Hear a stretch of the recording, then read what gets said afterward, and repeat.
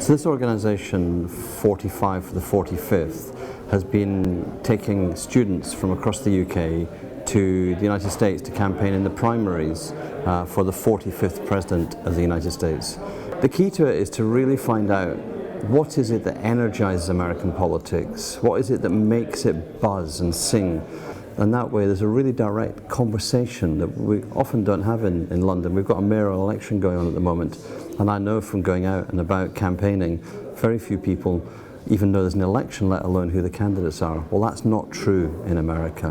What you have is quite a lot of circus, but a circus gets lots of attention. You've got big characters like, Trump is a big character, but Bernie Sanders is a big character, but Hillary Clinton, major character, been around for 25 years.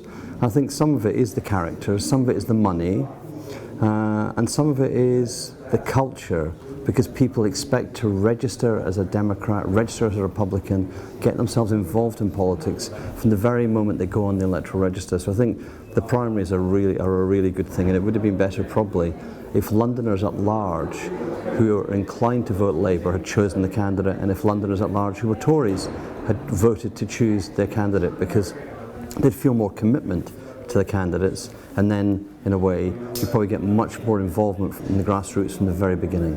I think the campaigns for mayor should really look at social media and not just putting out statements on social media. I think this is a thing that politicians do a lot of. They'll post stuff all the time, but they need to actively engage with people. They need to look at the people who are replying to those posts and reply back to them, invite them to things, get them involved. And this is something that I think the teams in the US did a lot better job of than the campaign teams back here.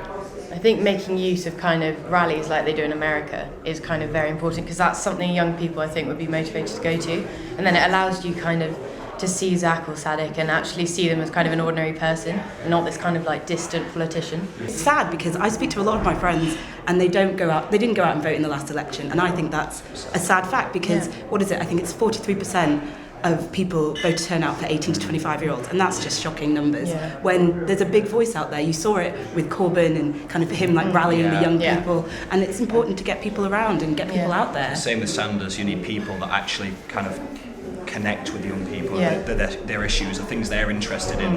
Again, it does seem like there's a difference between generations, and it's very frustrating. And if young people don't go out there and vote, this is why politicians aren't catering to young people.